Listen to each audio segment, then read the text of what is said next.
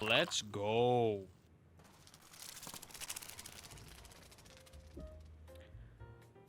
Hey, how's it? Oh. Oh, where am I? There I am. I just ran in. I just ran in from outside. It's very rainy. It's very rainy outside today. How's everyone doing Hello today, there. huh? I hope everyone's doing fantastic today. We are starting off drinking some nice hot, not really, just some water today, you know. Can't always be hot chocolate. I mean, what do you think I am, huh?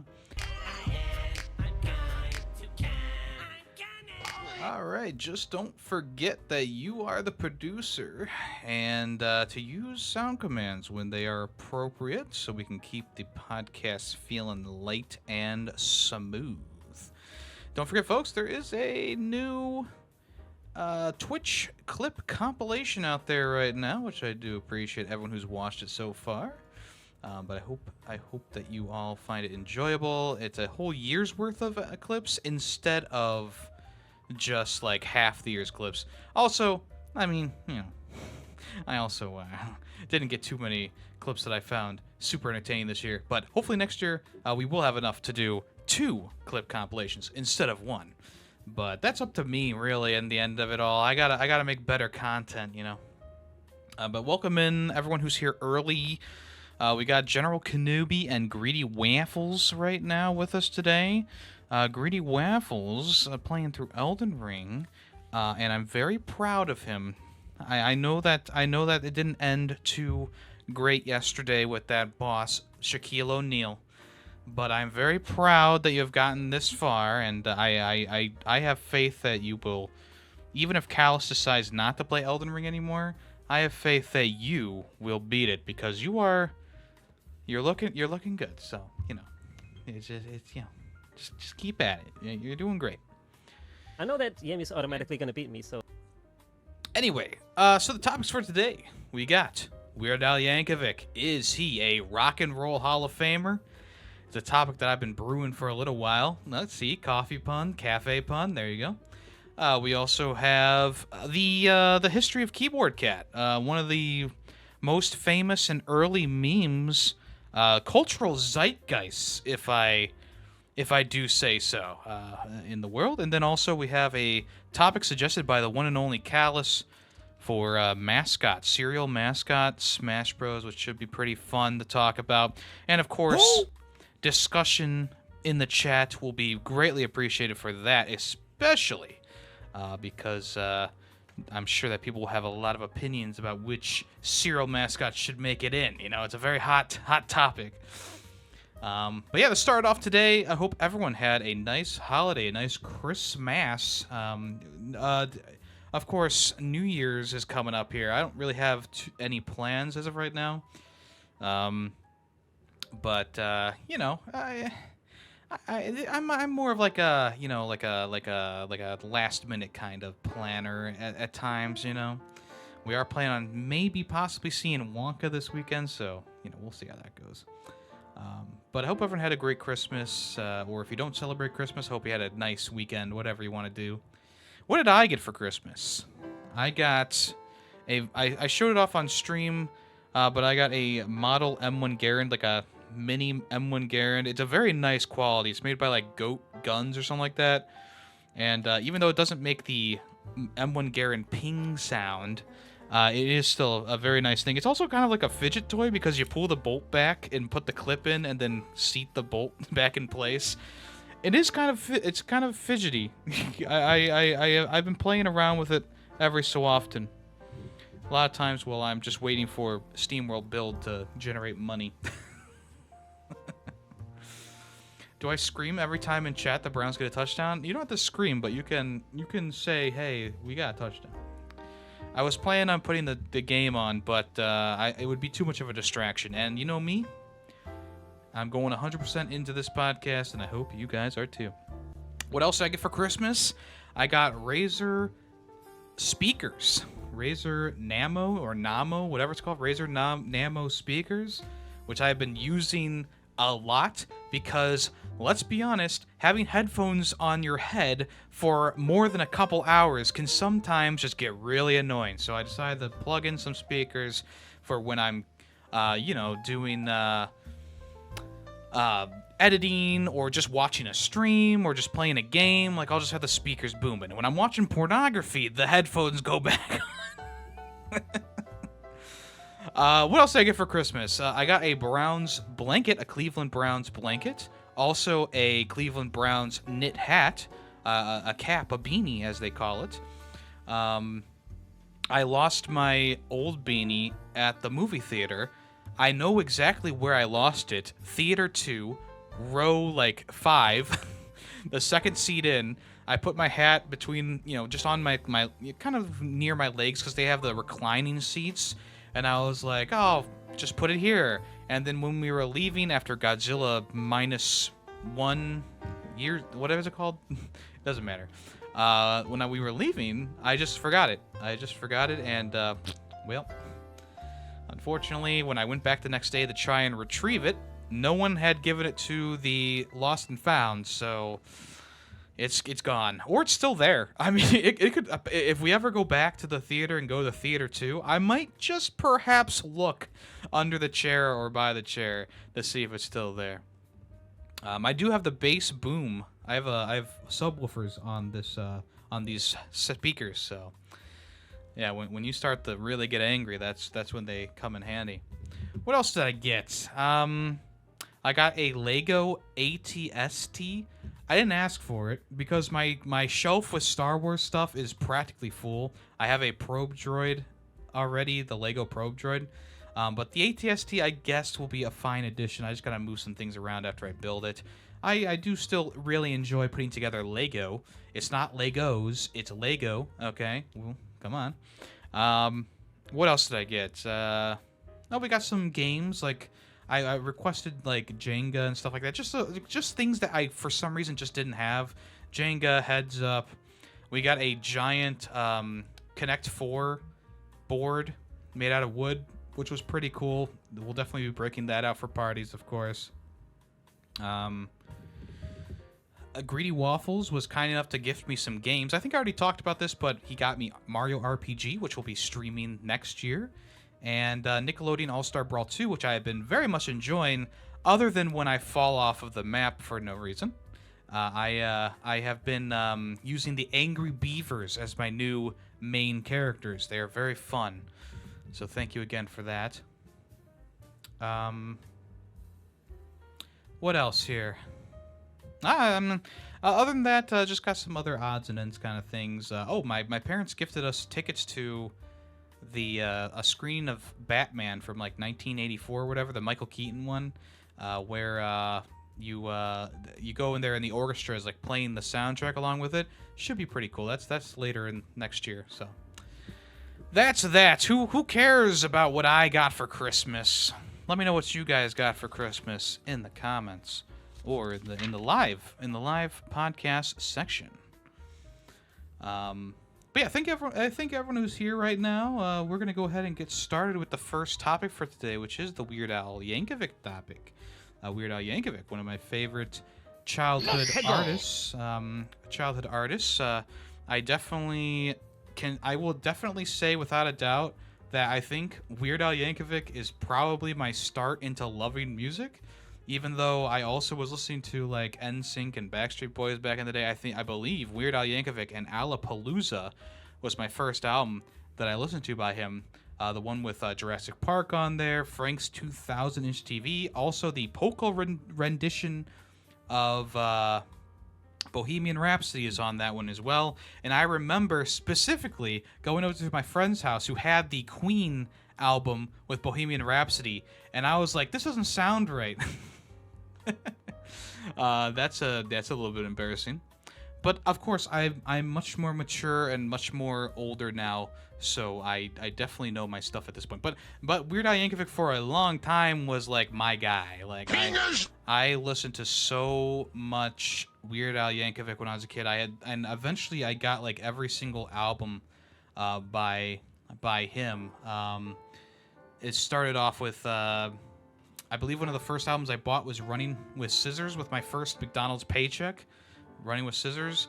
And obviously that one has a ton of hits on it. I think Running with Scissors is probably like my favorite of the Weird Al albums. And I eventually got most, if not all of them, leading all the way up to his final album, which was, of course, Mandatory Fun.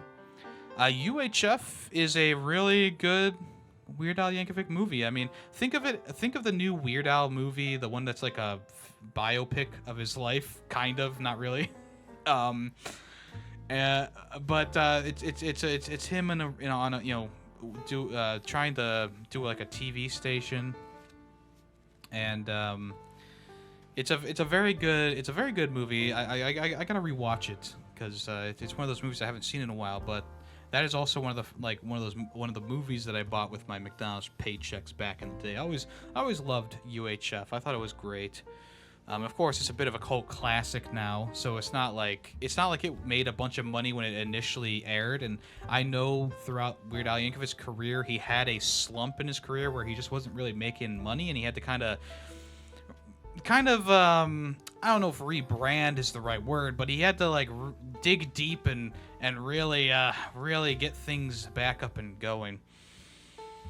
So we arrive at the question, which has been a question for quite some time. I remember when I was a kid, there was people outside of his concert who were asking for signatures to try and get him on the next ballot for the Rock and Roll Hall of Fame. Obviously, the Rock and Roll Hall of Fame does yearly inductions for bands that are over like 25 years old, and they have to have like gold and platinum albums and blah blah blah blah blah. There's a few different categories that one can be inducted for. Of course, there's like performer or group performer. There's of course the entire like lineup of producers and editors and stuff like that can be inducted. And there's also like solo artists or solo people who have made an impact. And I believe that Weird Al Yankovic could be inducted for impact, because as I will read out here, he's done a lot of stuff throughout his career. Now, of course, Weird Al Yankovic isn't just himself, right? He's got a couple of band members like John Swartz, Jim West, Steve J, and Ruben Valterra. Ah, we got an Italian there.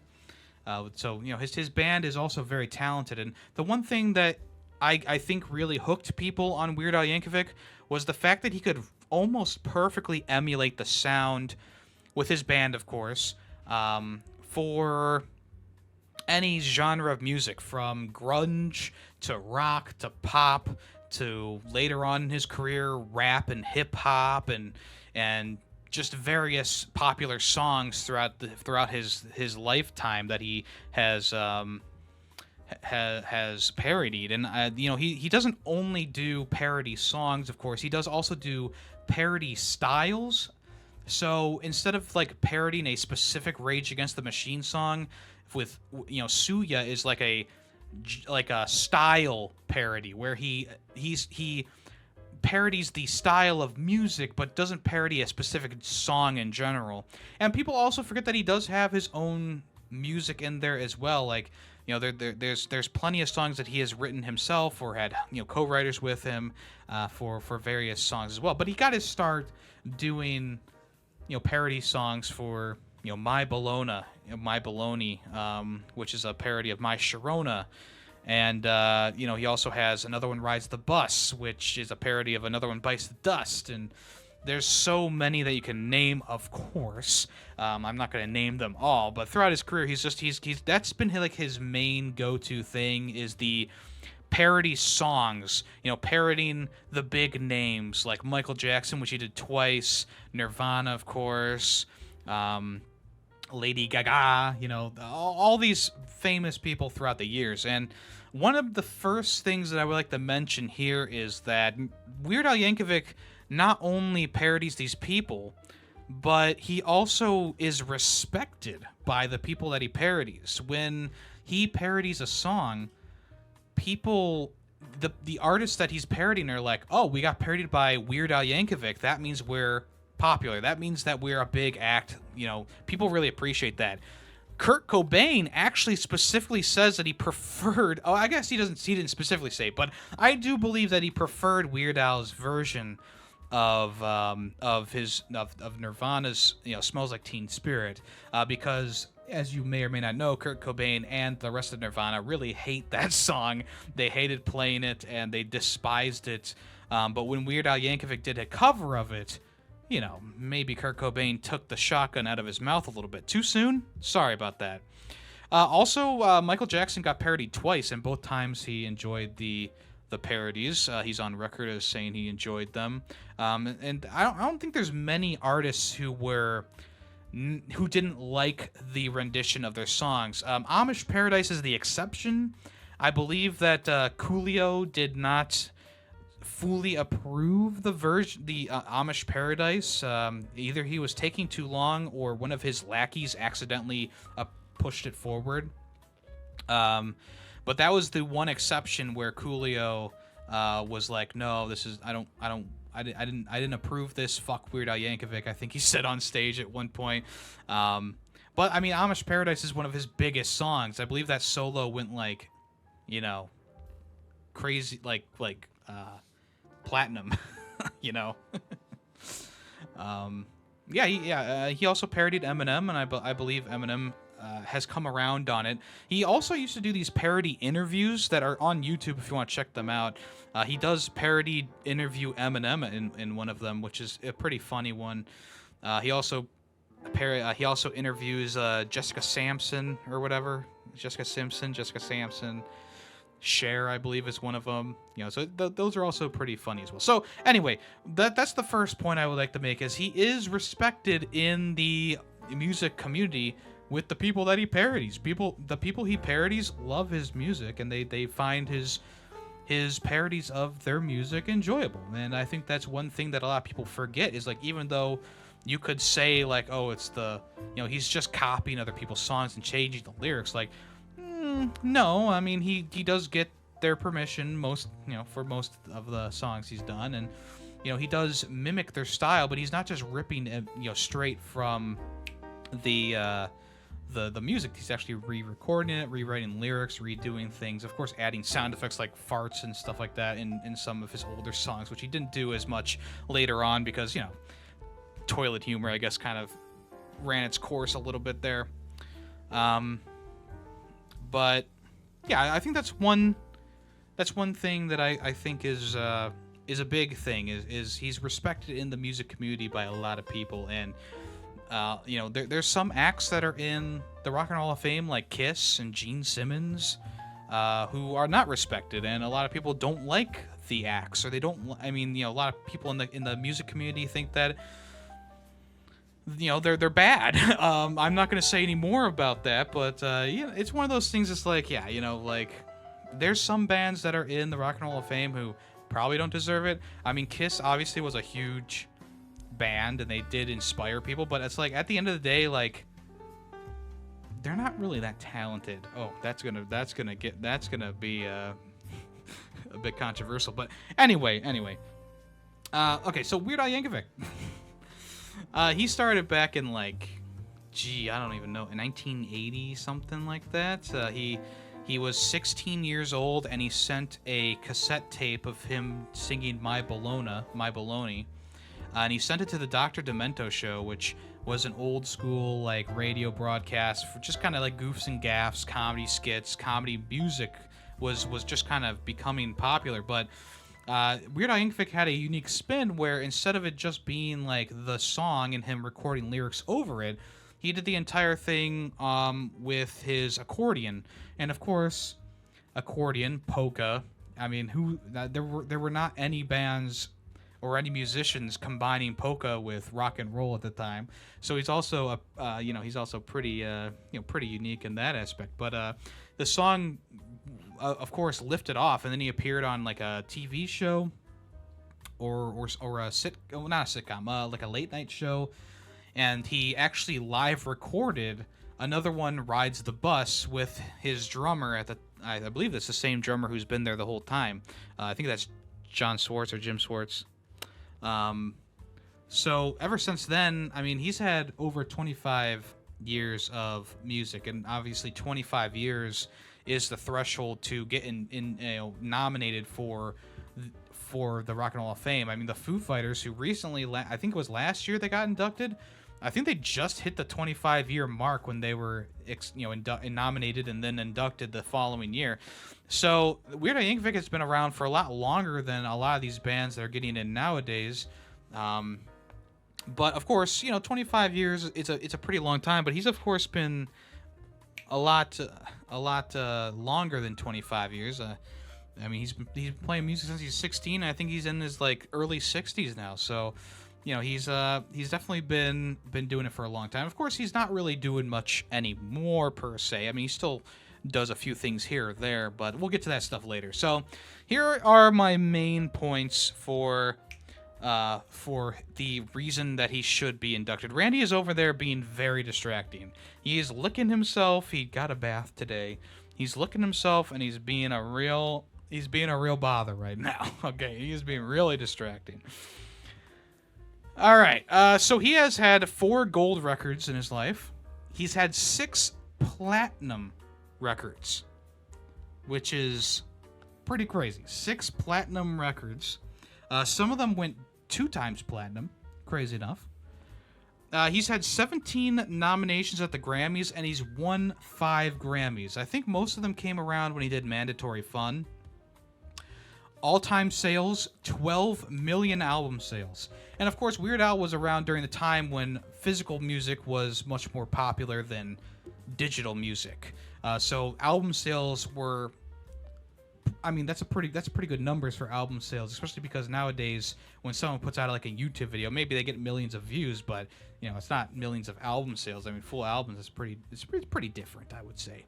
But yeah, the 12 million album sales across the board. Obviously, like I said before, he had a bit of a slump here and there in his music career, so it's not like he's been consistent throughout his entire career. There are a few albums that he did that just did not sell well, but a majority of his albums have sold well.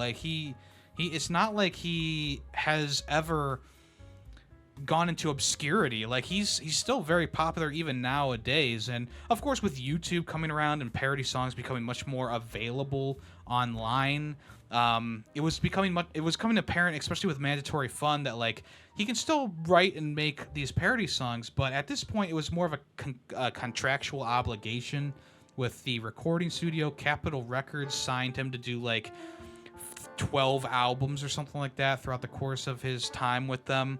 And by the time Mandatory Fun came around, the internet was becoming so big and YouTube was becoming so popular that he probably wasn't going to be able to keep up with the amount of stuff that could be put out on YouTube. So instead of trying to battle with the thousands of people, maybe even millions of people making parody songs online, he just said, I'm going to call it quits. I'm going to end on a high note with a platinum selling album, Mandatory Fun.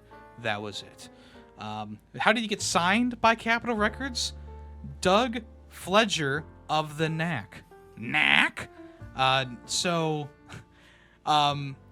His first parody song, My Baloney, or Bologna, My Sharona by the Knack, the lead singer and I believe guitarist of the band gave him a big bump at Capitol Records, said, hey, you should sign this guy. And of course they did, and he made them tons of money, obviously.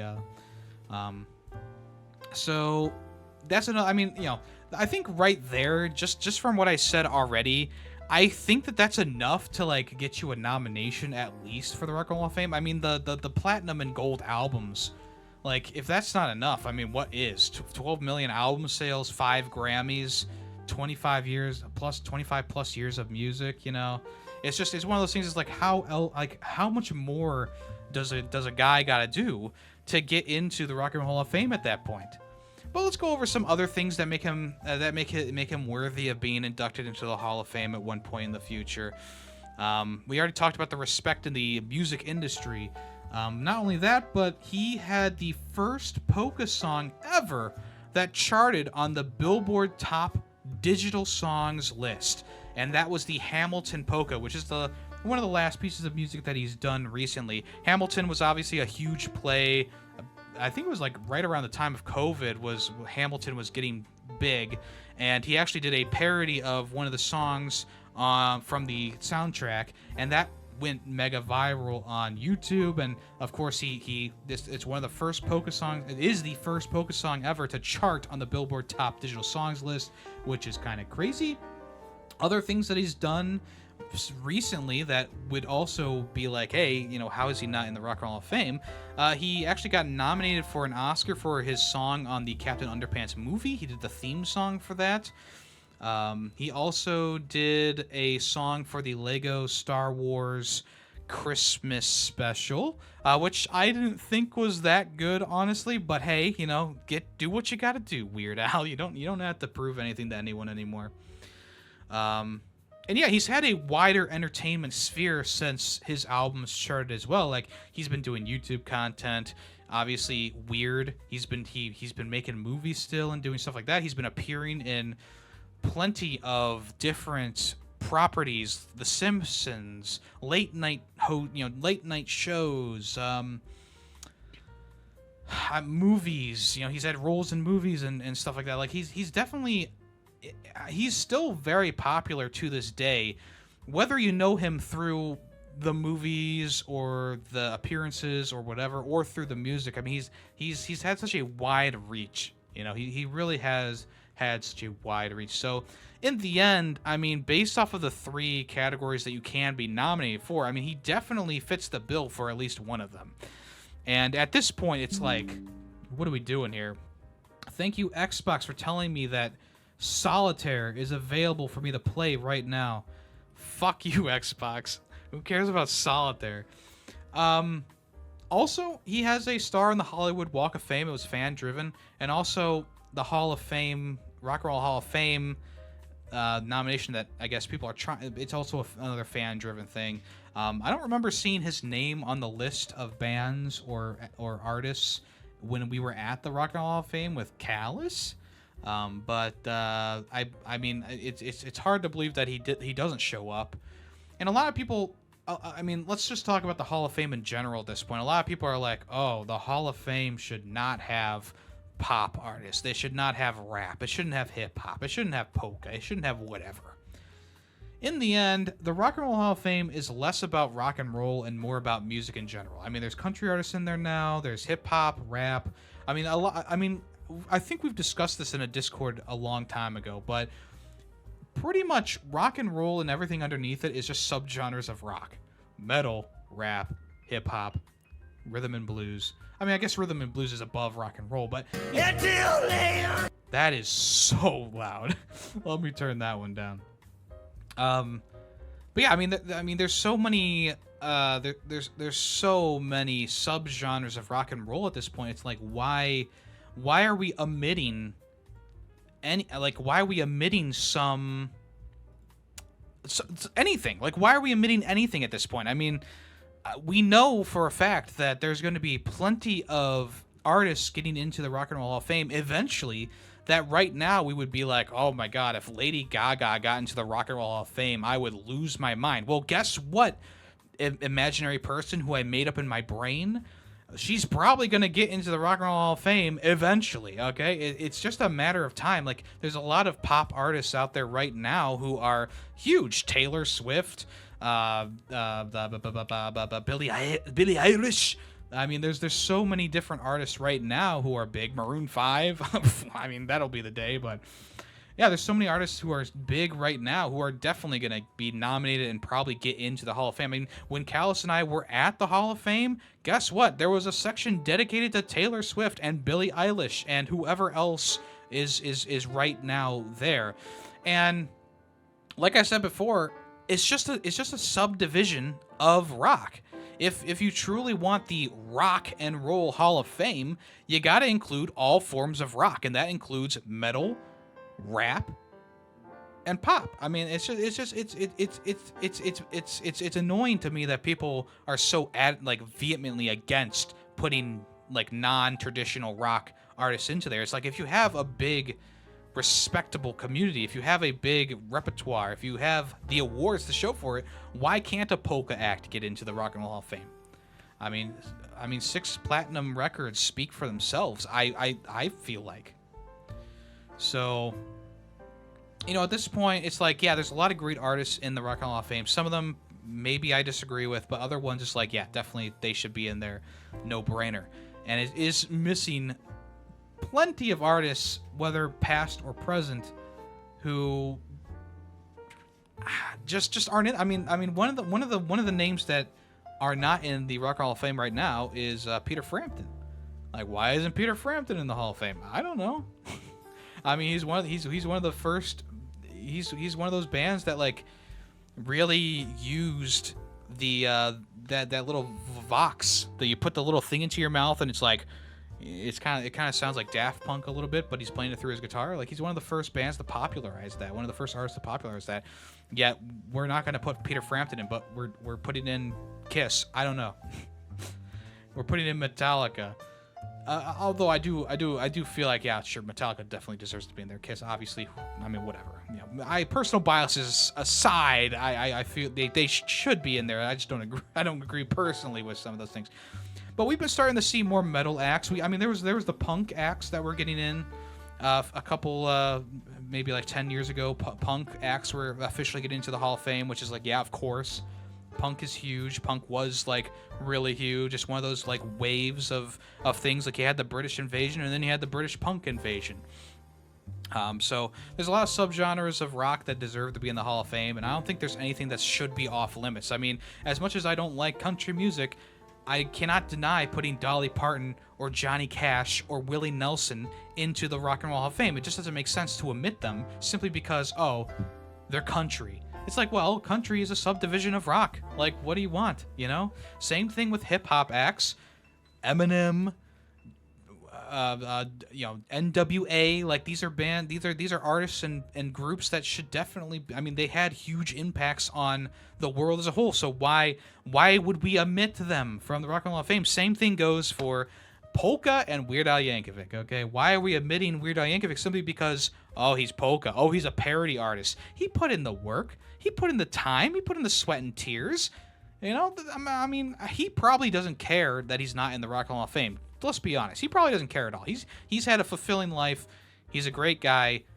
Like, he's done a lot of stuff. He's been great throughout his entire life. Like, he's done so much. He's probably feels pretty fulfilled in his life. Let's be honest. But the cherry on top would be putting him into the Hall of Fame, because he definitely deserves to be in the Hall of Fame at some point, whether it be just a solo artist, like we got Weird Al Yankovic in here, or as a band. I think that he definitely deserves it, and really there's no reason not to at this point. There really is no reason not to. Like, we've already gotten past the fact that, like, bands that aren't specifically rock and roll can be in the Rock and Roll Hall of Fame. If we were really just truly being the Rock and Roll Hall of Fame, guess which bands that we wouldn't have in the Hall of Fame, okay? Rock and roll as a genre, okay? The Beatles wouldn't be in there. David Bowie? No. Think about it. Even Elvis Presley, he's more blues, right? He's not going to... Rock and Roll Hall of Fame, he's out. See ya. Elvis Presley, fuck you. He's out of here. Go eat a banana and peanut butter sandwich on the toilet, bitch. Like, we would be taking so many bands and artists out if we're just specifically talking about rock and roll, right? We're taking so many bands out. There'd probably be 5 left that are pure rock and roll acts, right? But people don't talk about that. They just go, oh, the Beatles deserve to be in there. They're rock. Well, are they? They're kind of they're fusion. They're definitely multiple genres. They have a metal song. Have you ever listened to freaking Back in the USSR? That's metal. Have you ever listened to Helter Skelter? That's metal. Huh? Do they deserve to be? That's metal. They got progressive rock in there too. They got stoner rock. There's so much. Like, do the Beatles deserve to be in the Rock and Roll Hall of Fame if we're being the person that I made up in my mind who is pure rock and roll? I guess not. So anyway, in conclusion, I do believe that Weird Al Yankovic should be in the Rock and Roll Hall of Fame at some point, whether it be in the next couple of years or whenever. I do believe that he should be at least nominate, just at least nominate him. Give him a chance, right? Because I think everyone in their own right deserves a chance to who are big, obviously, who are big bands who have done world tours and whatever, deserve a chance to be put into the Rock and Roll Hall of Fame. Eventually down the road, bands like Blink-182 and Lady Gaga and, you know, I mean, any band that I talked about last time, like Beartooth. I mean, could Beartooth be in the Rock and Roll of Fame eventually? Who knows? Paramore? I mean, I could totally see it. Queens of the Stone Age? I mean, come on, you know. I mean, why? You know, why couldn't they be in there? Just simply because they aren't specifically rock? Yeah, I don't know. It's a weird thing. It's a fickle thing. And when they named the Rock and Roll Hall of Fame, obviously it's like, you know, I mean, what, the Rock and Roll Hall of Fame was built in like, what, the 70s or something like that? Like, of course they're gonna call it the Rock and Roll Hall of Fame. You know. Another band that would be omitted, ABBA. I love ABBA. They're like disco though. You know, it's so it's like, okay, well, I guess we're taking these bands out of there now. And then the same guy who's like, oh, rock, you know, country doesn't deserve to be in the Rock and Roll of Fame. As soon as you mention like, oh, we should take ABBA out, they're like, oh, no, ABBA's great. We should keep ABBA. It's like, oh, but they're disco, you know. Fleetwood Mac is in the Rock and Roll Hall of Fame, and they have country qualities. Should they be admitted because they kind of sound a bit country? They're a bit fusion. Respond to me, random imaginary person. Anyway, that's all I gotta say about that. Let's throw it to the chat. If you think Weird Al Yankovic should be in the Rock and Roll Hall of Fame, put a 1 in chat if you want to. And let me know if you agree. If you agree that Weird Al Yankovic deserves to be in there along with the rest of the greats. And let me just mention the chat here for a second because we got some new people here. Callus, thank you for the 46-month resub. Should have saved it to the next episode, the next stream, so that you could actually get it on the screen. But I do appreciate that. Puddle of Mud is not in the Hall of Fame. I don't believe they will ever be in the Hall of Fame. They are not. They had one album. They were a one-hit wonder. So maybe just like Eiffel 65, they could be in the one-hit wonder section. So yeah, we got a lot of people agreeing. Okay, that's all I gotta say. That's all I gotta say right now. We got a lot of people agreeing in the chat. You can't see it, but just imagine a bunch of people agreeing with me. All right. Do you like jazz? Okay, so the second topic for today is one that's close to my heart, I would say. Let's talk about the impact of Keyboard Cat. This is an old meme that arose in the early days of YouTube. Keyboard Cat actually predates YouTube, but of course, when it was uploaded to YouTube, that's when it went big. It went viral. If you don't know what Keyboard Cat is, I'm going to play the video live for you right now. Keyboard Cat, take it away, Keyboard Cat.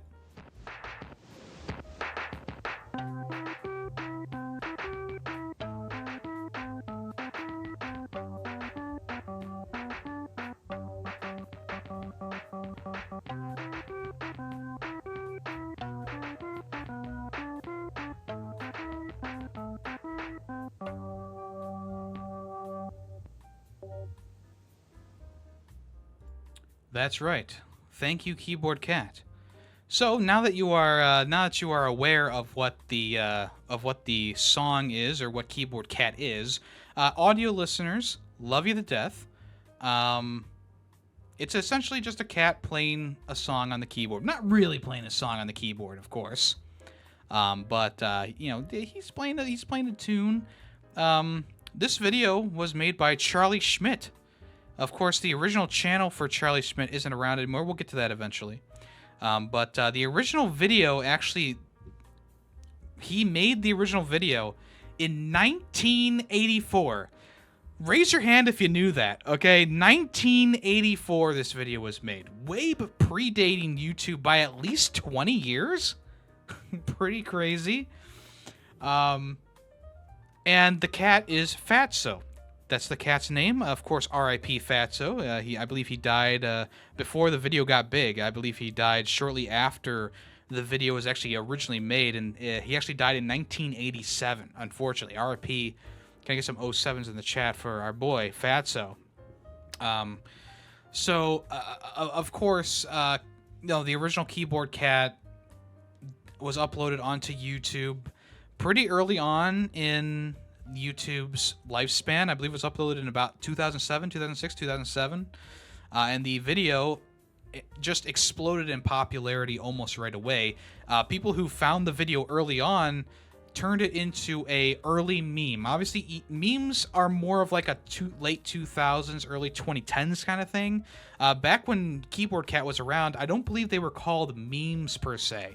When the troll face and stuff like that started popping up, that's when people started calling them memes, especially when Doge was around. But back in the day, back in 2007, back in 2006, people just thought, people just found it funny. They didn't call it memes per se, but nowadays we would call Keyboard Cat a meme, right? But back in the day, it was just like a big popular video, and essentially people would use the video of Fatso playing the piano, and they would use it to play someone off. Now, what does this mean? Of course, this means that like, let's say someone did something stupid, or someone like fell over or whatever. They would have the Keyboard Cat pop up and play them off with the song. Kind of like a late night parody, like a late night host parody, like play them off, Keyboard Cat, as the person leaves or as the person falls or does something silly or stupid. And people would put this at the end of footage on YouTube. They would edit Keyboard Cat into different things. And through the years, Keyboard Cat has obviously remained pretty popular, but obviously lately, I mean, Keyboard Cat isn't super popular. It's just more of like a fond memory for people who have been around since the early times of YouTube. And of course, Fatso, rest in peace. He was replaced with a new cat called Bento, something like that. And he was actually used for new footage, the Keyboard Cat 2.0 video. Now, I don't have that because that video is actually a bit lost in time. Unfortunately, Benti died in like 2010 or something like that. Charlie Schmidt's current cat is called... What did I write down here? Oh, this is my handwriting. Skinny. Skinny is the cat's name. Skinny. That's his current cat. I don't believe that he made another version of Keyboard Cat with that cat, but very nice, very nice. So why did Charlie Schmidt make this video originally in 1984? Well, pretty simple.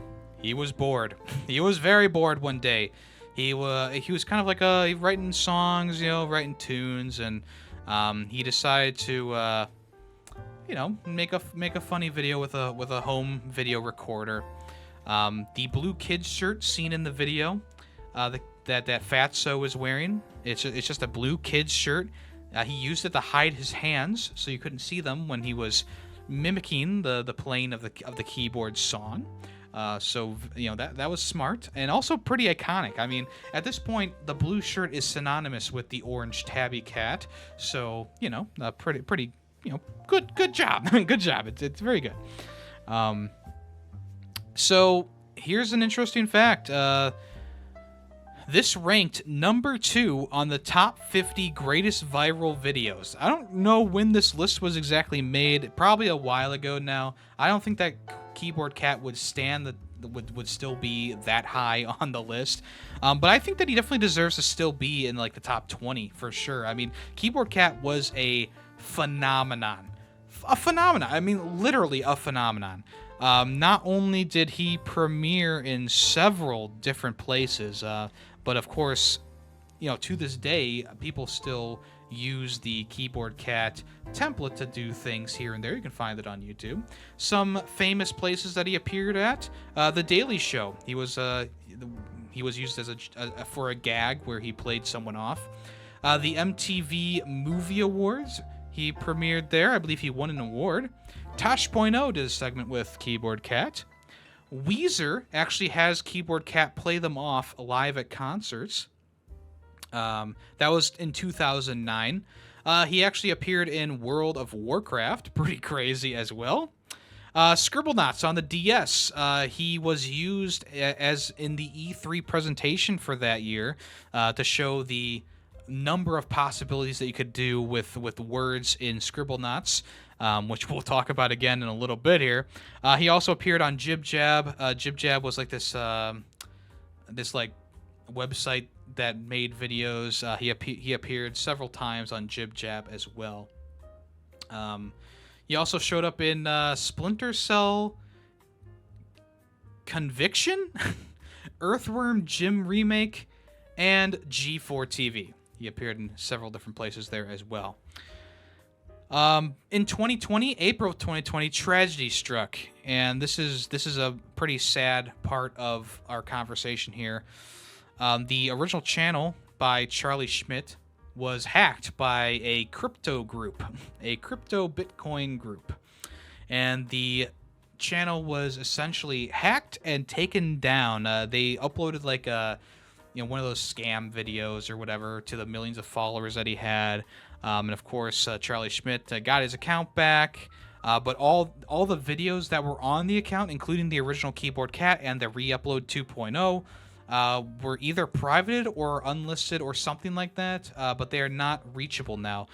So we have reached the great Greek tragedy of the story where he got his channel back, but all the original videos are still gone. He has not re-upped them onto YouTube. He has not relisted them. He has not unprivated them, whatever. If the videos were deleted by this hacker group, this crypto bro hacker group, those might have been the only, he might have only had the videos on YouTube. He might not even have the original hard drive for those videos anymore, which would be also part of our Greek tragedy here, which is very sad. Obviously, you can find re-uploads like the one that I just showed of the Keyboard Cat video, but the original version by Charlie Schmidt is no longer available to be viewed because of Crypto Bros, which is very cringe. I would say that is one of the most cringe things ever. And of course, in 2020, when the world is reeling from COVID and stuff like that, Last of Us Part 2 was very controversial, and people were like really pissing themselves about that for some reason. That's when we needed Keyboard Cat. When we needed him the most, Crypto Bros hacked the channel and got the video deleted and or unlisted and or privated. So another reason to hate cryptocurrency, they took away Keyboard Cat from us. And I will never buy into cryptocurrency ever. So that's where we're at with Keyboard Cat right now, though. That is where we're at. Essentially, there's been no movement on the channel or from the creator himself. But there's another side to our story here. Keyboard Cat, of course, very popular, and lots of people used him over the years. Specifically, a few places that we already mentioned, like Nintendo and Scribblenauts, and also a t-shirt brand. But were these legal uses of the character? Keyboard Cat itself is a copyrightable property. Now, I will say, for the sake of letting you all know, that the Keyboard Cat in general was not copyrighted until 2013. Charlie Schmidt didn't feel like he needed to copyright it. He was letting companies use it. But when it came to selling a product, that's where he took legal action. And in 2011, Charlie Schmidt and a lawyer sued a t-shirt company called Threadless. In 2009, they put out a 3 Keyboard Cat Moon t-shirt, which was like a parody of a 3 Wolf t-shirt that they had done, but instead of the wolves, it was Keyboard Cat 3 times. Not funny, but weirdly enough, Threadless actually countersued Charlie Schmidt, saying that there was no copyright. They didn't deserve to be sued. This was settled out of court in May of 2013. But that's not where the story ends. in May of 2013, the same year that he settled with Threadless, they probably gave him a pretty nice paycheck. He also sued Warner Brothers and Fifth Cell Entertainment, the people behind Scribblenauts. Now, I did say that Scribblenauts was a pretty big thing for Keyboard Cat to be in for that E3 presentation, and also he was available to write, bring into life in the game. He sued them for copyright infringement as well because he did not get any notice. He did not get paid for this ad, essentially. He teamed up with the Neon Cat creator. If you don't know what Neon Cat is, I'm not going to play the video. It's kind of annoying. But it's essentially the Pop-Tart cat with the rainbow coming out of its ass, and there's a song playing. So Christopher Torres, he made Neon Cat, so he teamed up with Charlie Schmidt to sue Warner Brothers because Neon Cat was also available in the game as well.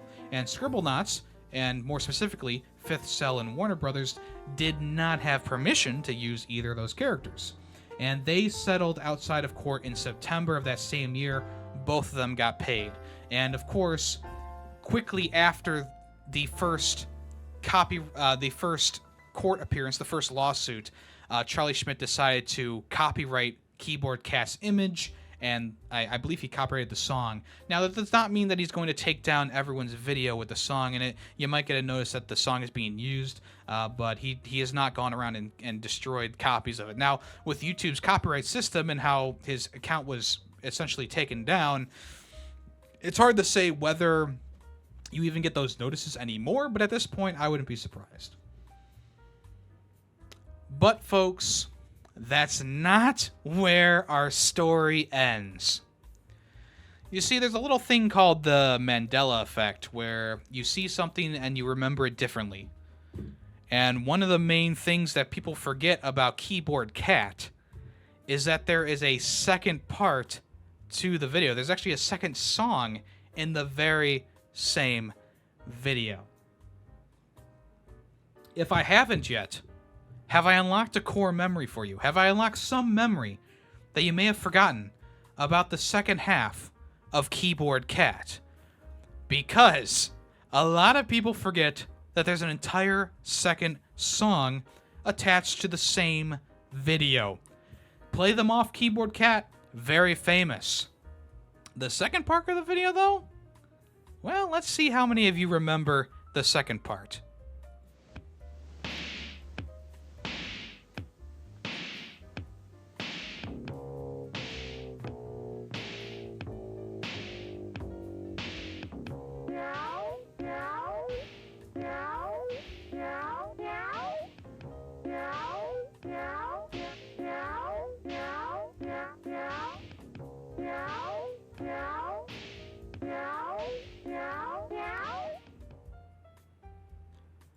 Obviously, a much different vibe from the original song. A lot less like fun, I would say. A lot less like lighthearted, I would say. It's definitely like more of like a funky kind of beat with the and the meows are quite strange. Now, of course, that is Charlie Schmidt doing the vocals there for the video, and he did like a pitch thing on his voice or whatever. And yeah, like I said, a lot of people forget that that is actually a part of the video. A lot of people don't remember that, like, oh, there's an entire second half to this video, and it is called the Mandela effect. And now you might be asking yourself, or maybe you're asking me personally, like, what's the specifics behind the Mandela effect? Now, there's actually been quite a lot of videos on YouTube about the Mandela effect, and recently I was watching a couple of those, and I was like, I do remember plenty of things from these episodes. Maybe I'm just special. Maybe I just remember more things from SpongeBob than most people. But the Mandela effect is when a group of people misremembers a historical event, a person, in this case, video, writer, anything like that. And yeah, so essentially, the Keyboard Cat video is a part of that Mandela effect, where it's like, okay, we have this first section of the video that everyone remembers, but the second half, people just don't remember it. And I would like to know in the chat, if anyone is there, did you remember that there was a second part to that video? If you've already seen it before, of course. I'm going to guess that to the people listening, maybe half did not remember that there was a second part of that video. And if they did if they did remember, maybe it was an unlocked core memory that like, oh shit, there is a second part to this, isn't there? But that is where the story ends, folks. That is where the story ends. Keyboard Cat right now kind of, that original video is kind of lost. The original video, like the original form of that video is kind of lost right now. Hopefully we see Keyboard Cat reappear. Hopefully we see Charlie Schmidt's channel reappear, his videos reappear. But at this point, after 3 years since the hack of his channel, it doesn't seem like we're going to be getting the return of the original Keyboard Cat video, the 2.0 version, anything else that was on the channel. So at this point, you got to rely on, secondary uploads and stuff like that, which is unfortunate because that original video is one of the most, I would say, cherished videos on YouTube. There's a couple that can be put in that category. And I would say that there's a lot of those early YouTube videos that kind of didn't stand the test of time. Like who's really listening to the Numa guy, or watching that video, right? But Keyboard Cat, Nyan Cat, the He-Man song, the sped up version of that Four Non-Blonde song. Those are the ones that have stood the test of time, and they deserve to stand the test of time. Keyboard Cat is just a wholesome video. It's just a wholesome video. A guy pretending to have his cat play the keyboard. It's just a very wholesome video. And it's videos like that I wish came around more often. Nowadays, we don't really get, we don't have anything equivalent to Keyboard Cat. I mean, obviously there's millions of silly animal videos out there, but nothing comes close to the joy that is Keyboard Cat and what it was. I mean, it was a, like I said before, cultural zeitgeist comes to mind. Cultural phenomenon comes to mind. Very impactful. A very impactful video, and it came out at just the right time. Early on in YouTube, where just there was no discoverability, there was no algorithms, there was no AI, there's really no system of checks and balances. It was just a bunch of people uploading to, albeit very small servers, but servers of YouTube. And from then on, it's been a Keyboard Cat has been a legend. So once again, shout out to Fatso the cat. Rest in peace. You definitely brightened the day of many, many people.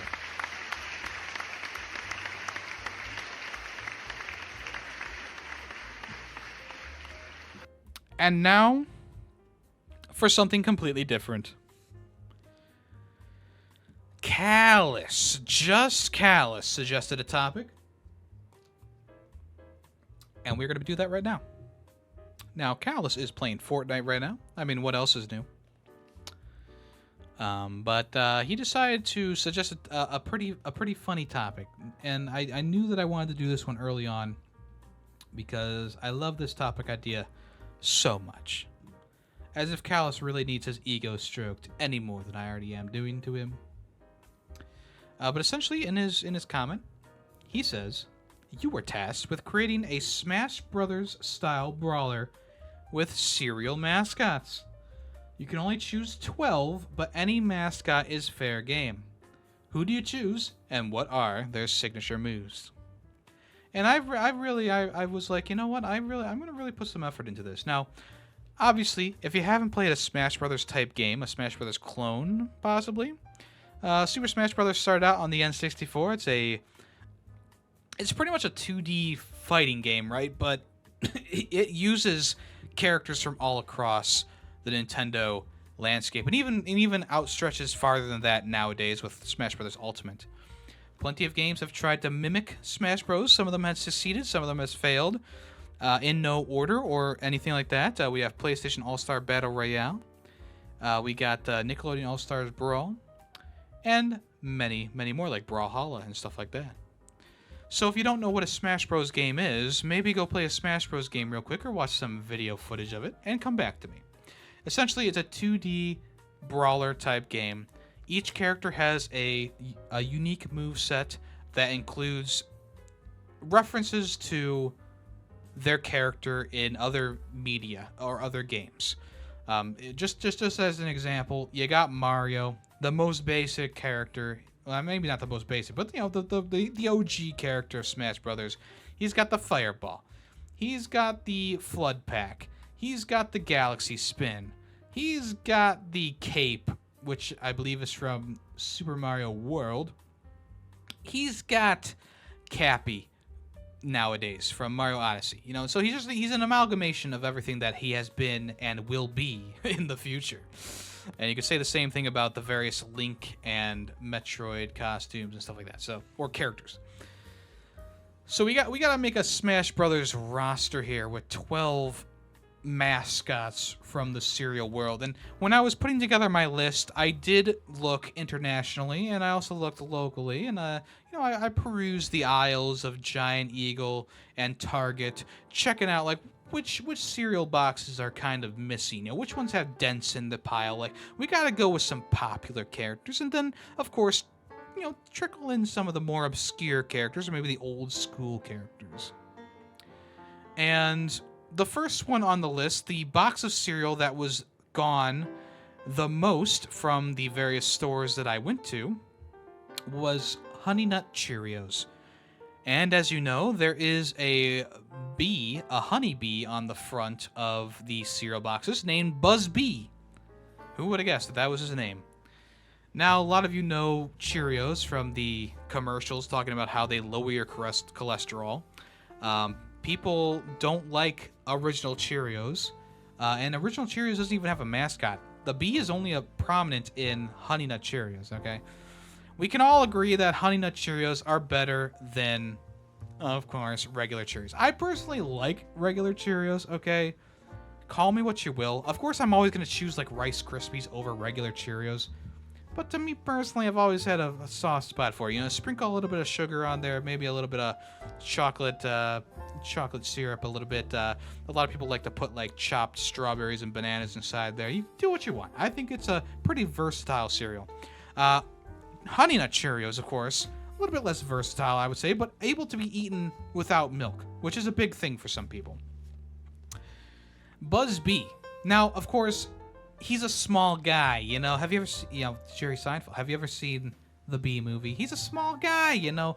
Imagine him trying to have sex with a normal woman like they imply in the Bee movie, okay?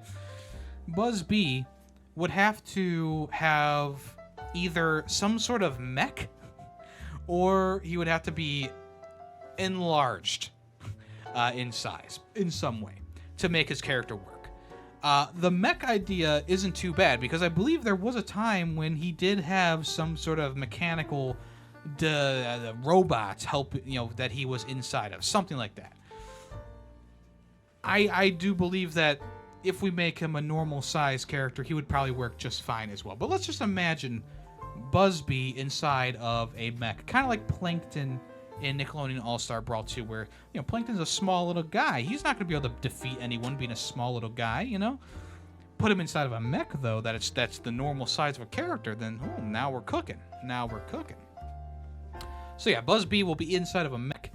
His signature moves include honey, of course. And I envision his character holding one of those honey wands, right? He's able to do some range stuff by throwing honey at people, lobbing honey grenades, possibly. Kind of reminds me of Solid Snake a little bit. And he also has his stinger, which would be probably his smash attack. Smash left and right, boom, bada, bing. He's got the stinger on him. Smash up, maybe like fluttering his bee wings really fast, his mechanical bee wings. Smash down, we could just do like a sweeping motion with the honey stick. It doesn't have to be anything too fancy.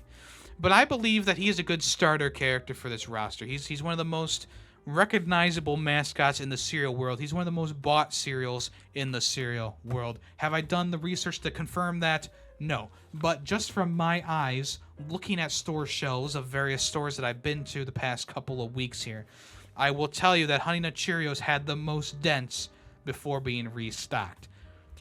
Okay? And yes, I did stake out the grocery stores to see when they changed out stock. No, I'm just kidding. That would be pretty creepy. But that is my first character, confirmed character for the roster. I feel like that's a pretty big one. Big name. You know, maybe not a big name, but big, people recognize the character. But you know who's a big name in the cereal world? You know him. You possibly love him. Maybe you find him kind of sexy. He did. This character did decide to block plenty of accounts that were the people just thirsting over him. The furries thirsting over him. It's Tony the Tiger. Of course, we're gonna have Tony the Tiger in here. Are Frosted Flakes that great of a cereal? I think they're pretty good. I would put them in like a B tier, right? The one thing that's most annoying about Frosted Flakes is, of course, when the milk splashes off of a flake because it's a weird shape. That's the main thing that really annoys me about Frosted Flakes. Tony the Tiger, though, he's a very recognizable character. He's also perfect for a Smash Brothers type roster. He kind of reminds you of Incineroar from Smash Brothers Ultimate. He's like a big character, so maybe he's gonna be a little bit slower than most characters. But I mean, this big Tony the Tiger guy, his fists are powerful. His legs are powerful. He can do stuff with his tail as well. And of course, one of the main things that he does is he pulls out a bowl of cereal to give the children, right? So we could have that be his like side smash as he pulls out the bowl of cereal and smacks another character in the face with it. He could also use it as a ranged projectile as well. Of course, his big fists would be an up smash, and a tail whip would be a down smash. Special move, maybe like his ultimate, would be the milk being poured onto the cereal and splashing everywhere, causing massive amounts of damage, maybe even inflicting a status effect on the characters in the vicinity. Huh? Not too bad. Maybe all the characters in the game are lactose intolerant except for Tony the Tiger. There you go. Now we even got the fart fetishes in there. But Tony Tiger, definitely an easy number 2 pick for the roster, I feel like. Call me up, Nestle, or whoever owns him. And that leads us to a character that we gotta include for the kids, okay? Kids love sugary cereal. They love, the cereal that'll wake you up in the morning, give you a sugar high in the morning. And who better to represent the young kids who are getting up in the morning, they want to have a sugary, delicious, just a sugary, delicious bowl of cereal. Who better than the Crazy Squares from Cinnamon Toast Crunch? Okay? The Crazy Squares, they're big. They're everywhere. You see them in commercials. Obviously, Cinnamon Toast Crunch has gone through a couple mascots. We're going with the newest one for this one. And the Crazy Squares, I see them working as like a stack of 3 on top of each other to make themselves big enough to be a normal character, okay? We're not looking at like a duck hunt kind of thing or whatever. We're looking at or ice climbers. We're looking at 3 Cinnamon Toast Crunch squares stacked on top of each other. Multiple costumes for them. We got the Churro variant, we got the Cinnamon Roll variant, and we got the Graham Cracker variant. I mean, there's so many different variants of Cinnamon Toast Crunch. All of them pretty fire, let's be honest. I think the Churro is really good. Also, the other one I said was pretty good too. Not the Graham Cracker one. That was not too bad. But this one's definitely like the one that like the kids see and they go, "Oh my God, it's the Cinnamon Toast Crunch squares." I love those guys. The Cinnamon Toast Crunch squares, I feel like, would be a pretty interesting character to use because there are 3 of them stacked on top of each other. So a right or left smash would be them trying to eat the other character. Of course, they would fully, kind of like Wario, they would fully eat the character in front of them and spit them in any direction that they need to be spit. I feel like that works pretty well. Up smash is probably just the top one jumping up and doing like an attack move. Bottom smash is the bottom one like spinning or something like that in a circle, kind of like the down smash for the Angry Beavers in Nickelodeon All-Star Brawl 2. And like their big like ultimate smash, I guess you could call it, would be a bunch of them coming out and just nibbling and biting any character in their path. Seems like a pretty easy fit to me. So the Crazy Squares, make it onto the roster. That is spot number 3. That one's for the kids. That one is like, hey, the kids need a character. That's the kids' character. The kids love the Cinnamon Toast Crunch squares. Am I right or am I right? Moving on, we need representation from one of the biggest cereals out there, one of those long-running cereals that not only has a mascot, but this mascot was huge for quite some time in the cultural zeitgeist. There's that word again. And that's Fred Flintstone for Fruity Pebbles, Cocoa Pebbles, whatever else they make. Fred Flintstone is our number 4 character slot on here. He's a big name. They're at to pull a couple of strings, but you gotta have Fred Flintstone on here. He's the big man on campus. I would say that most people probably know Fred Flintstone more so from his appearances on cereal boxes than the TV shows that he was on or the movies that he's been in at this point. Fruity Pebbles are huge, and Cocoa Pebbles are amazing. Back and forth, right and left smashes, bowling ball. I mean, his throwable could be a bowling ball. He can also punch people with bowling balls as well.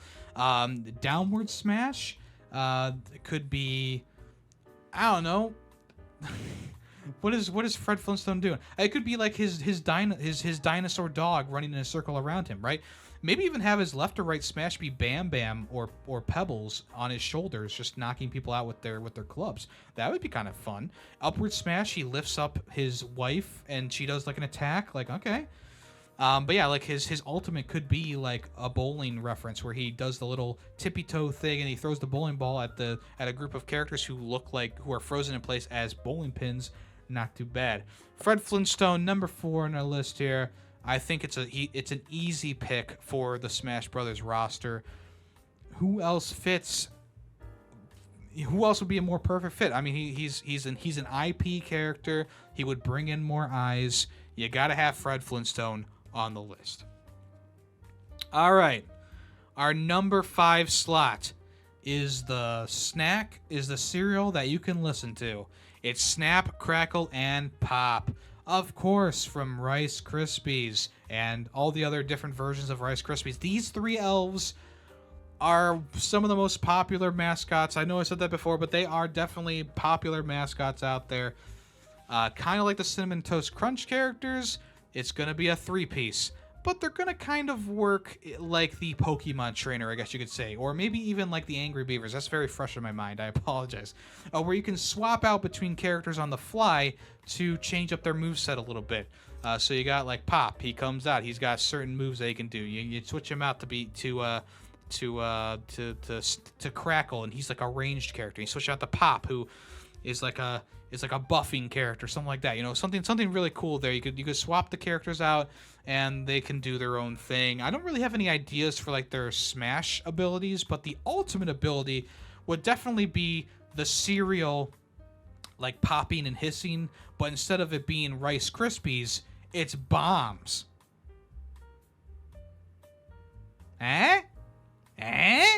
Come on. So Snap, Crackle, and Pop, number 5 on the roster here. I think Snap, Crackle, and Pop, easy in if we were making one of these. I got nothing else to say. Nothing else to say about that. Moving right along, I'm going to move to one of the more obscure characters that I would personally put on there. You got to put something for the oldies. You got to put something for the nostalgia. And who better for the nostalgia than Crazy Craving from Honeycombs? Do you remember this guy? He's a giant fur ball.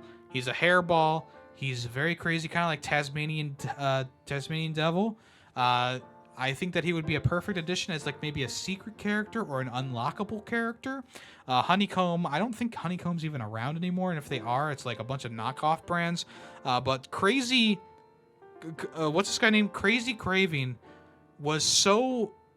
he was just everywhere back in the day when I was watching Cartoon Network and stuff like that.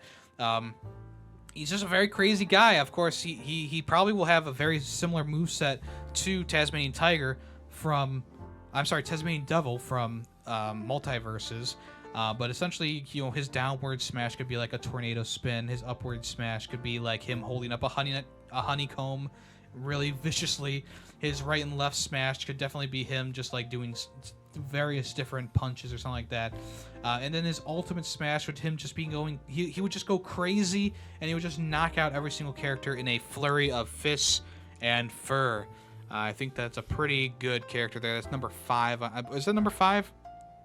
Number 6? Number 6. Secret character though. He's like one of those characters that you unlock after like going through the story mode and doing the story mode. He's like one of those mystery characters who's like, oh, new challenger approaching.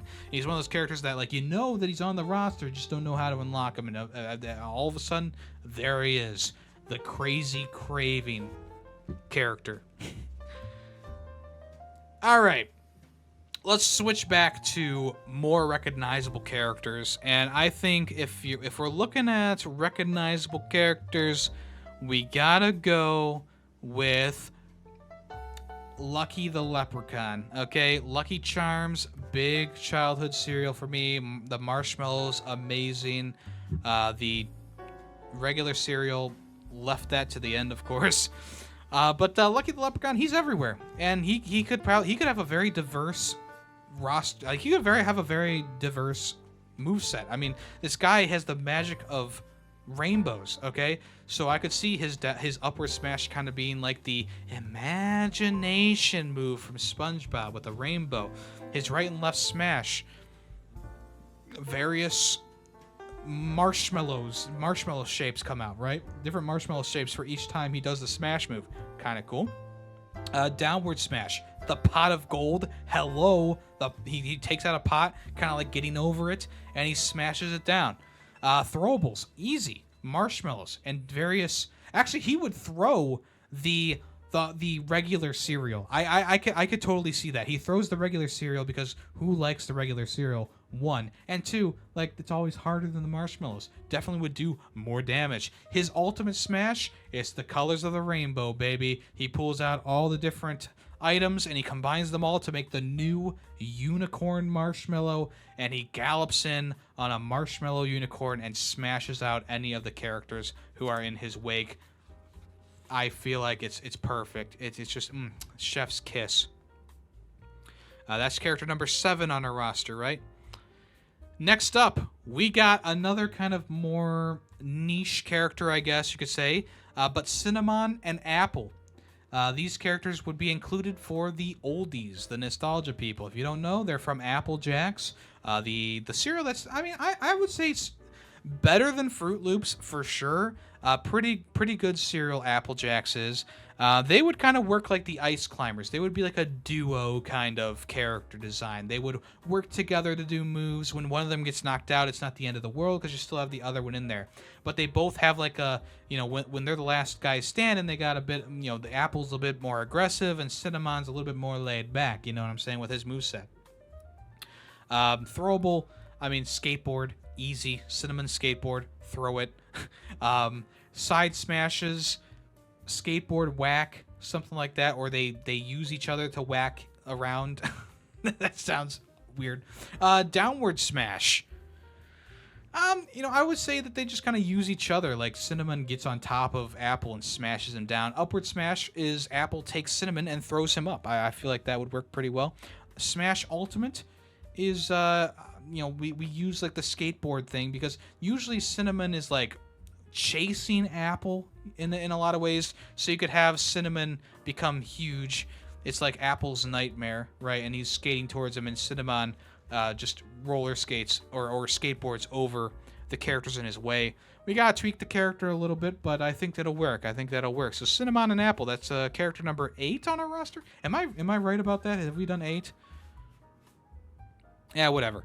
I'll adjust it if we need to. Also, we got to put in something for the old folks, the adults in the room. And who better than Sunny? No, I'm sorry, not Sunny. I was going to say Sunny. Who better than the one and only, drum roll please, Sonny the Sun from Raisin Bran. Who better for the oldies?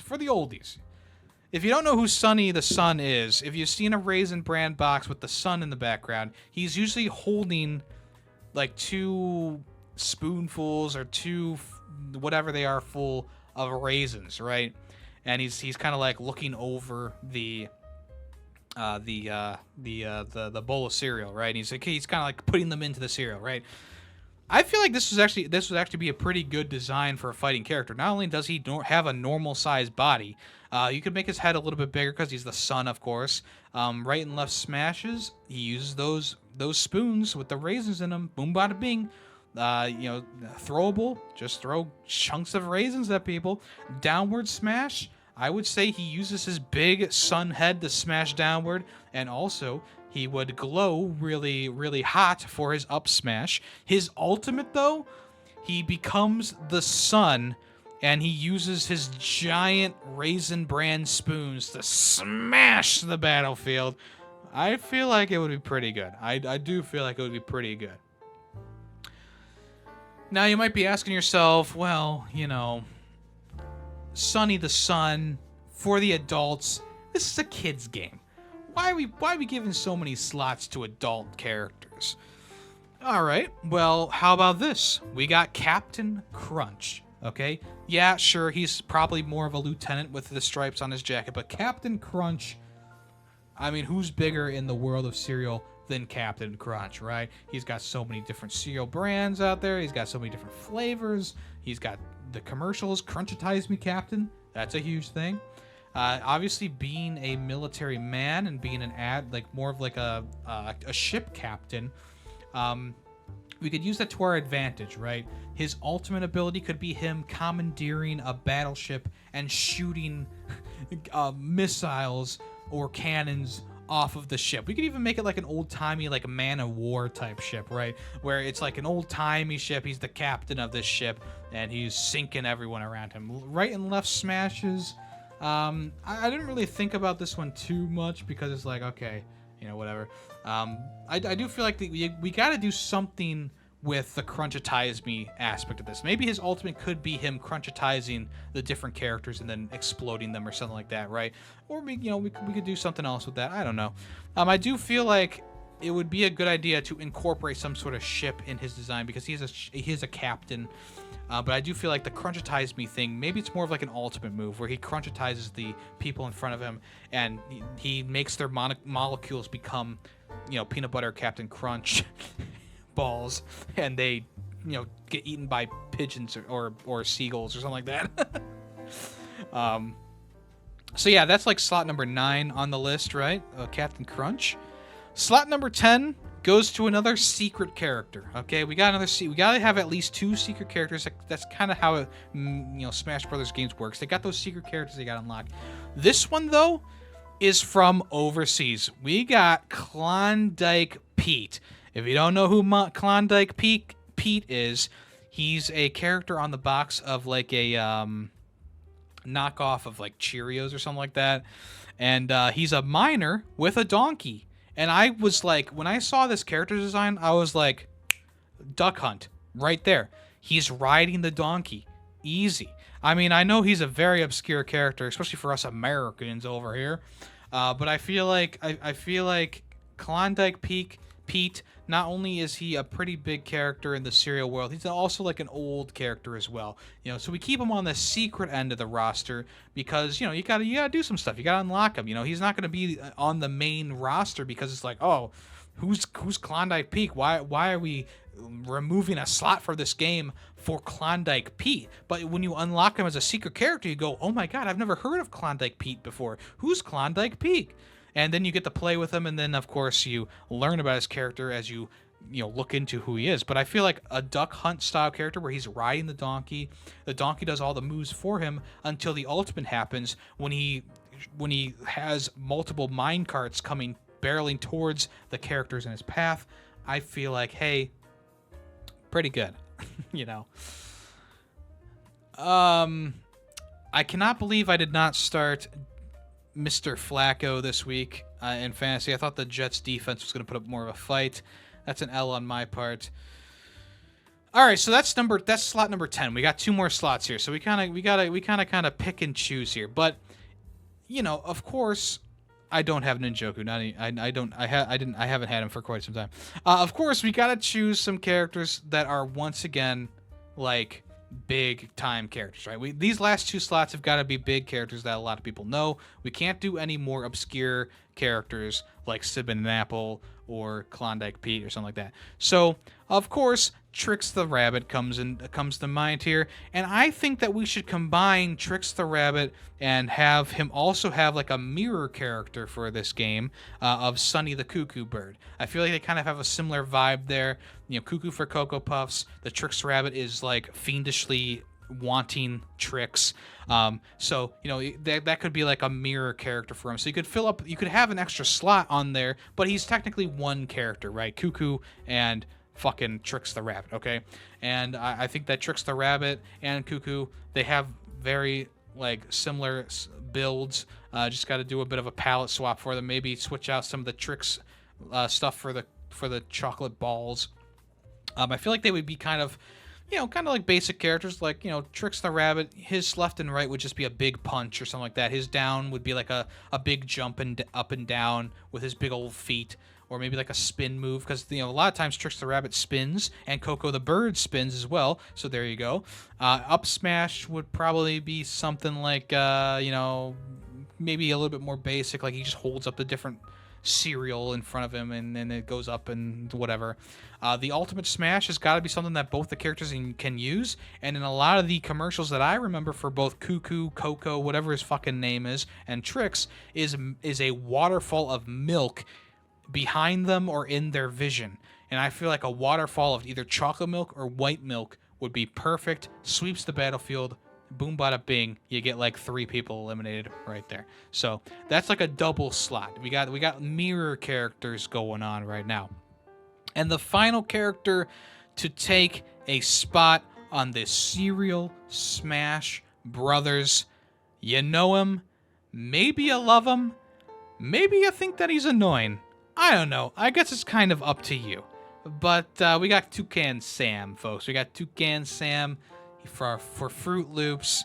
I feel like he's a pretty big character, of course, in the cereal mascot world. Toucan Sam coming in. He's got that big beak, perfect for pecking and stuff like that. Left and right smashes could be multiple pecks that do jabs and then a big one at the end, right? Downward smash could be him doing like a spin move where he gets low to the ground and spins his beak around. Upward smash is him just lifting his beak very violently. And the ultimate smash is him like putting the rings of the Fruit Loops around people and, just kind of like, bowling them over or whatever. He's doing something with them. He's capturing them and smacking them around with the rings of Fruit Loops. And that's that. I feel like I've made a pretty good roster here. Going through the list once again, we got Buzz B, we got Cinnamon and Apple, we got Snap Crackle Pop, we got Tony the Tiger, Toucan Sam, Lucky the Leprechaun, Crazy Cravings, Captain Crunch, Klondike Pete, Trix the Rabbit, and Sunny the Cuckoo Bird, who are like mirror characters. And then we got Sunny the Sun as well, and of course at the end of it all, Fred Flintstone, who is like a big time IP that we could put into the game to really sell it. Now let's talk about DLC characters, folks. And who better than the Halloween characters from Frankenberry, Boo Berry, Count Chocula, and the new Carmella Caramel, okay? I think this would be great. It would work kind of like the Pokemon characters where you get a random one each time that you go. You can swap them out, I think, every so often. But these characters would have a diverse move set. Each one would be very different, kind of like how Squirtle, Ivysaur, Bulbasaur, Charizard, whatever the characters are for a Pokemon trainer, they would be very different, kind of like that. So, we got Frankenberry, who's more of like a tank kind of character. We got Count Chocula, who's like a quick and sexy character. We got Camilla Caramel, who uses her DJ thing. She's kind of like a buff character. She buffs herself and stuff like that with music, different music. And we got Boo Berry, who's kind of an elusive character. He's He's not very hard on damage, but he can get a lot of quick jabs in there. And their ultimate attack is all four of them coming together like their Monster Mash cereal and smacking the competition. Oh my god. It would sell like hotcakes. You could charge $10 for the Halloween character mashup. The Monster Mash character DLC. Love that. Other DLC characters, the Special K letter K. Now hear me out. Okay, I know this is not exactly a mascot per se, but Special K is one of those cereals that has just been around for so long. It's so popular in the, fucking adult sphere. The people who can't eat the sugary cereals anymore go with Special K usually. We got the Special KK, okay? It's a big red K. It doesn't do much, but it hits pretty hard. The special ultimate attack, just a big K, and he falls over. It's a pretty stupid character. We charge about $5 for this one. It's one of those characters that we add in maybe for free too. Maybe it's a free character. The Special KK, who really cares about it? All right, other DLC characters. Okay, we're doing like a season of content. We got 4 characters here for DLC. We already did the Halloween characters. That would be our first one. People would be like, "Wow, this is crazy. We gotta buy this." The next character would be the red letter K. People would be like, what the fuck? Why did we put this in here? And that's when you get them with the next one, okay? The next one is really where people go, oh my god, this is the greatest DLC ever, okay? And that's because we are putting in there... What the fuck? Okay, I seem to have forgotten to write down some of the characters that I wanted to use. Oh boy. So yeah, give me 1 second here. I need to pull up my list of breakfast characters again. All right, so another one that we got that we as a DLC character. This is the next one. We got Chip the Wolf, okay, from Cookie Crisp. All right, Chip the Wolf. He's kind of like the big bad wolf in a way. He's got, his left and right smashes are like blowing the house down, right? His downward smash is like, I don't know, becoming a sheep or whatever. His upward smash is, raising a big cookie above his head. His ultimate smash is the big blow, blow the house down blow. Now, of course, Chip the dog was the old Cookie Crisp character. There was also like an officer or something like that as well who was in there. But we got to go with the newest character, and that would be Chip the Wolf. And maybe people wouldn't go crazy for Chip the Wolf, of course. But I feel like that would be a pretty good addition. It'd be one that people like, they're like, oh yeah, of course, Chip the Wolf. I mean, he wasn't in the original game. We kind of knew he was going to be there eventually, right? But we really, really got to hit it out of the park at the end of it all. And I was kind of thinking, like, Smash Brothers, they do crossovers like with Sonic and Snake and whatever. So and of course there's multiple other characters as well. Why not go for someone who's like cereal adjacent, or something that you have with cereal, or something that you have in the morning with breakfast, right? And that's why we're going with the Quaker Oats, man. Oatmeal, it's a form of cereal. Okay, it's a form of cereal. The Quaker Oats guy. Now, initially people would be like, oh, what the hell are they doing? The Quaker Oats guy, the Special K? Like, what the fuck? Listen, the Quaker's Oats guy is scary, okay? He's gonna be this, like, he obviously he's a Quaker, right? So he's got the big, like, long black, I don't even know what to call it, coat or whatever on, and he just stands there. And his movements are very crisp and precise. Left and right smash, oatmeal. Just oatmeal cans or whatever. Going left and right. Really quick stuff. Downward smash. A bowl of oatmeal. And he just kind of holds it. And it's low and it's hot. And it burns people. Up smash. He takes his hat and he tips his hat. A very simple move, but boom. Very effective.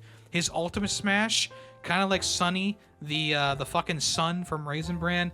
He like is a looming figure above the rest of the characters. He's doing that creepy smile, and then his jaw opens up and out flows just a bunch of oatmeal, just creamy oatmeal, and it just wipes the stage clean.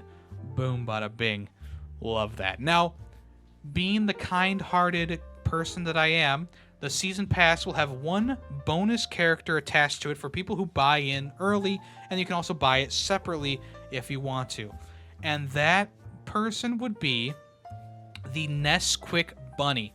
Hear me out. Another cereal adjacent character, not entirely a cereal character, but that's what we gotta do here, you know? Well, we gonna put in, like, you know, someone from Wheaties? No, of course not. You know, who fucking cares about Wheaties, okay? If you eat Wheaties, you may or may not be a terrible person. But hear me out. Another cereal adjacent character, Nesquik Bunny. It's a DLC character. It's one that you get if you decide to buy the season pass day one, right? You get it for free, pretty much. And you know, of course, he's got like the cup of chocolate milk with the striped red and white straw, and he uses that straw it's like a big version of the straw. It's kind of like a staff, we'll say. So left and right smashes just power moves, down smashes like a sweep move, up smashes like a twirly move, and then his ultimate smash, it's got to be something like with him sucking up the Nesquik, right? Because his commercials, they show him like just doing a big gulp. So the everyone caught in his area of effect would be thrown into this cup of chocolate milk and slurped the straw and then shot out of his mouth like seeds, like sunflower seeds or something like that. You know, just something damaging, but not too damaging. You know, not like the Quaker Oats guy. You know, it's not going to be scary. It's going to be more so like kind of whimsical, you know. And that, folks, is the Smash Brothers, Cereal Smash Brothers. Let me know what you think. I mean, I think we got a pretty good roster there. I mean, of course, there's some things that maybe might make you scratch your head a little bit. But I feel like I personally feel like it's a pretty level-headed roster for the most part. Obviously, I put in something that maybe you might be like, well, what the fuck? Who the hell is this miner guy on a donkey? But I really did like think about Smash Brothers, not so much Ultimate because like that's a lot of characters, but maybe something more like the Wii U Smash Brothers or Brawl, where it's like we're bringing in characters who are Nintendo adjacent, characters that have shown up on Nintendo consoles, but they're not like Nintendo characters. You think of like Sonic, who showed up in Smash Bros. Brawl for the first time. That was a big crossover because Sega and Nintendo were like butting heads. That's kind of the thing with like oatmeal and regular cereal. It's like, okay, what's better, oatmeal or cereal? I'm kind of making this up in my head, honestly. But like, you bring in the guy who's kind of cereal related, like the Nesquik Bunny or the Quaker Oats guy. Boom, bada bing, we got a pretty good roster. I do feel like, the Halloween characters, I would have put them on the regular roster, but they're only around for, like 3 months out of the year. You see the cereal come on the shows, and then by the time Halloween comes around, they're already gone, it's one of those things. It's like, yeah, of course, maybe not every character is going to be super fun to play with, but I mean, a 12-man roster, I feel like we can do a good job of really getting down the characters and making them all feel unique and very fun. And I had to put a mirror character in there as well. I felt like the Trix Rabbit and the Cuckoo Cocoa Bird is a perfect mirror kind of character. They should have pretty similar movesets because they're both kind of kooky, wild, anthropomorphic characters in their own right. And of course, you got to have the big names on there. You got to get the big characters on there. I feel like Fred Flintstone, boom, knock it out of the park with him, but also knocking it out of the park with some of the more obscure characters as well. Like they, you see like, oh my god, the honeycomb guy is on here. That's amazing. You see that and you go, holy shit, I haven't thought of this guy in years. Yeah, same. And then you also see like an obscure character like the fucking miner on his donkey, and you go, who the fuck is that? But it's like, okay, we gotta put some more obscure characters on here. I mean, look at the Smash Brothers Melee roster. You know who's an obscure member on that roster, especially for the United States of America? Marth and Roy. You knew I was gonna say it. Marth and Roy, obscure characters who, if you're not in Japan, you probably don't know who they are. Probably 90% of the people playing Smash Brothers Melee in America didn't know who Marth or Roy was when they were put onto that roster. Same thing for the European character. So yeah, I think that I think that we got a pretty good roster here. Hey, Nesquik, not Nesquik, Nestle, General Mills, Post, call me up. I got plenty of ideas here in my little notebook, and I think that it would be a good idea to do a Smash Brothers clone with cereal mascots. We gotta make all the companies shake hands though. We can't just have like a General Mills or a Post or a Nestle Smash Brothers roster, right? And I think it's either Nestle or General Mills that has the most characters. Like I know that we could probably make a full roster out of just those characters themselves, but we gotta spread the love to all the cereal companies out there, And I mean, this game would probably be pretty great for tournament play as well. I'm pulling stuff out of my ass at this point. Tournament play. We got tournament brackets. We got a story mode like the Smash Brothers Brawl Emissary mode. We got the roguelite mode from Nickelodeon All Stars Battle Royale. Yeah, we got the arcade mode from like PlayStation All Stars Battle Royale. We got all this stuff mixing in together. We got a full package. Charge $60 for the game. Include a coupon for $5 off a purchase of $10 or more of cereal. I don't know how you implement that, but do it. Or maybe like $1 off a cereal from General Mills, Nestle, or Post. Something like that. We could have merch. Have like the Smash Brothers style, collage of characters on a T-shirt. The soundtrack can be a banger. Fucking like have like a playable version of Chex Quest in there, or something like that. like oh god, like this is the original version of Chex Quest. What is this doing on this game? Kind of like how Homefront: The Revolution has a playable version of Time Splitters 2 on it. It's just a weird thing that they decided to put on there. But hey, we got Chex Quest. That adds to it. So $60.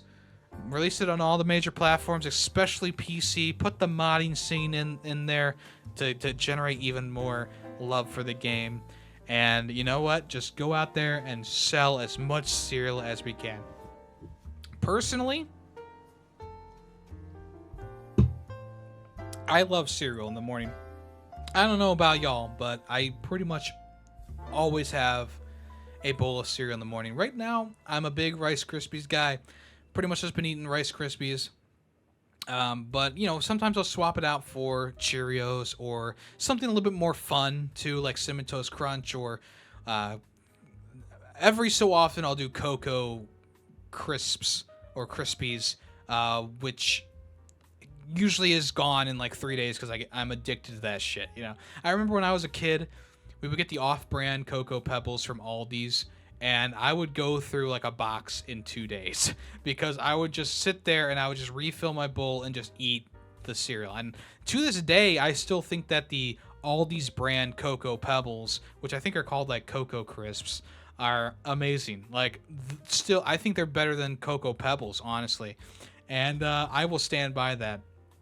Obviously, nowadays, I'm not going to buy that as much. I don't buy the goofy, crazy cereals as much anymore because, I'm getting up there in age. I'm 30 years old. I've held on to a lot of my childhood from, video games to comic books to cereal. I've held on to my childhood pretty tightly, all things considered. But cereal has been something that I've needed to let go a little bit of and just kind of get the basics like Rice Krispies or Cheerios or Honey Nut Cheerios. Just because it's like, okay, I mean, I'm a kid everywhere else, but for my meal in the morning, got to do a little bit more adult. I can't just be eating chocolate cereal in the morning.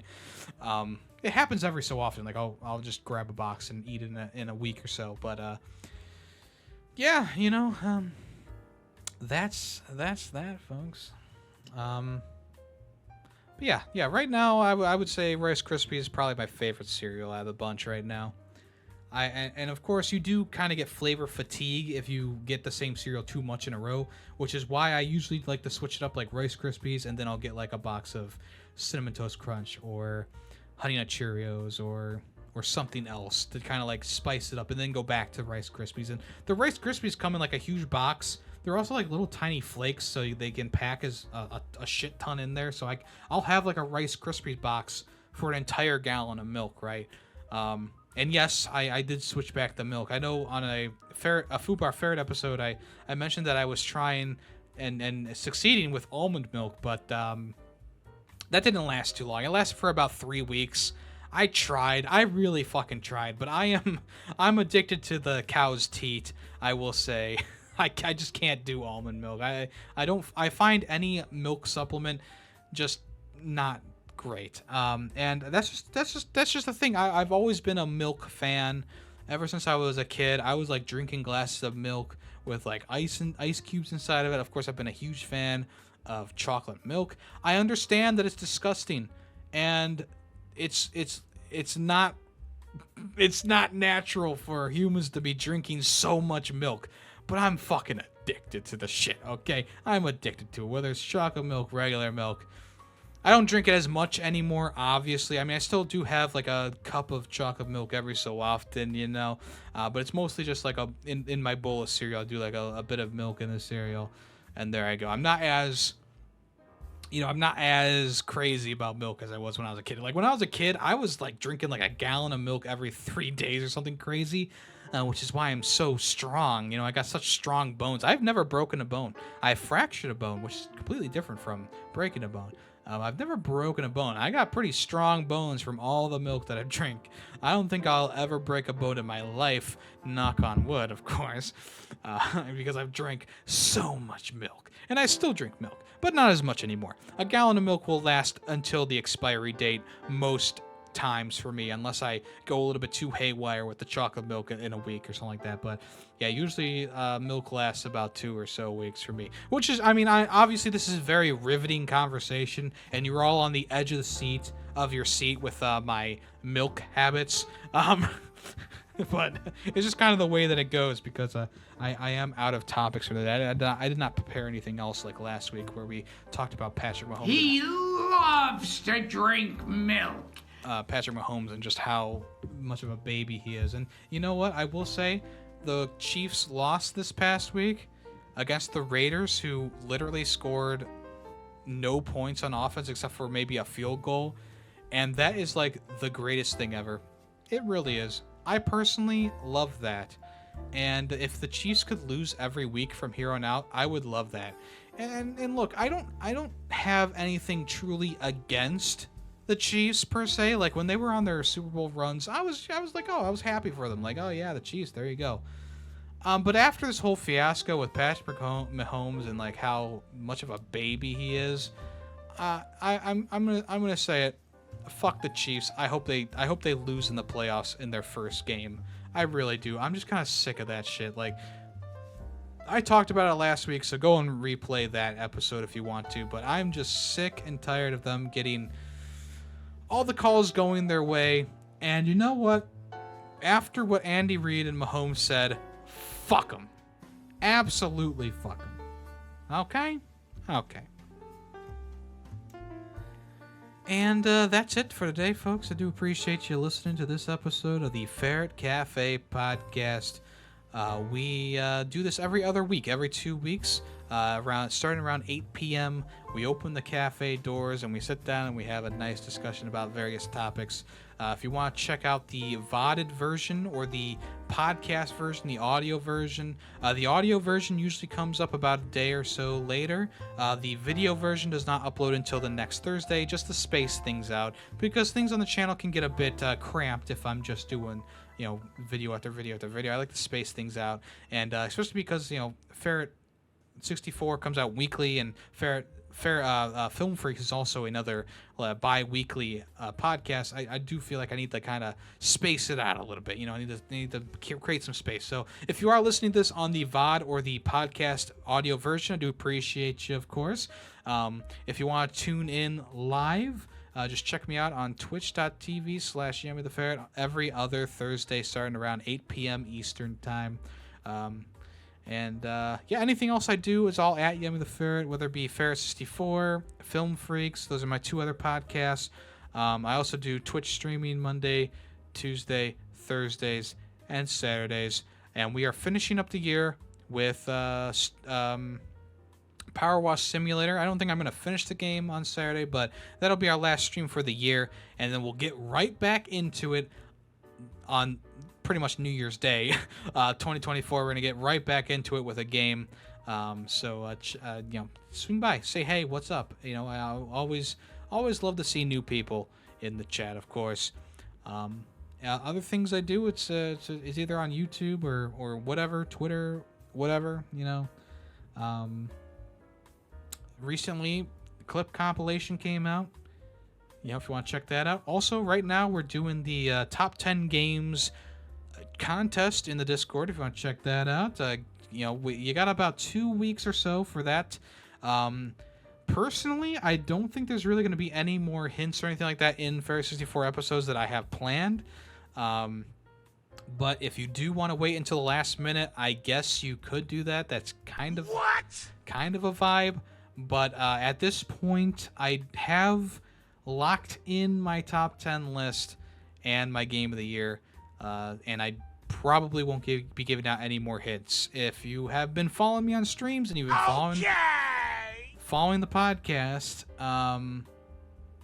you should have a fair amount of hints as to what is going to be on there and what's not going to be on there at this point. And you can always go back and re-listen to any podcast episode that you need to. They're all available either on YouTube or Spotify and stuff like that. Other than that, don't really have anything else to say. The other thing going on right now is the voting for the 3rd Annual Ferret Awards. If you have not voted in that yet, wink, wink, nudge, nudge, Alice, make sure you do that. There's no reason to wait. There really is no reason to wait. Just go in and vote on what games you think deserve awards. If you are a person who's been chosen... Curse you, Callus! ...chosen to do a presentation for the show, please get those into me by the 4th of January or sooner. The sooner the better, honestly, at this point, so I can start editing them together. Yeah, this should be another fun time. Last year we did it live as a live podcast episode, and I will do that again this year. Also, we will be watching my top 10 list live again on the Saturday that it comes out, which is like the 6th of Saturday. I'm sorry, not the 6th, the week after that, the 12th or something like that.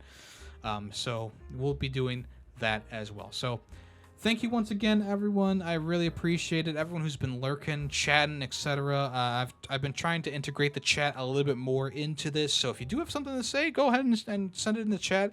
I will read it. Maybe not out loud sometimes, but I will try and integrate the chat a bit more. But if you want to join me live, like I said, every other Thursday, 8 p.m. Eastern Time, I would love to have you here if you want to be here. And you are the producer. So if you have topic suggestions, head over to the Discord, link in the description below, and go to the Ferret Cafe topics section in the Discord and suggest a topic there. I will be getting to everyone's recommendation for topics. Right now, as of right now, next week, I already got some ideas for next week, but I already told one person what we're doing next week. So hopefully they'll be able to join us next week for their topic. Yeah, I will see you all in the next episode in 2 weeks, or I will see you in the next live stream on Saturday. There is a new episode of Film Freaks with a Z coming out tomorrow, or if you're listening to this this past week, about Home Alone. If you want to check that out, I would appreciate that. All right, folks, have a good rest of your night. I am Yemmy the Ferret, and I appreciate you so much. Oh my God. Bye, bitch. Oh my God. Wrong thing. Oh my God. I appreciate you so much. Go Browns.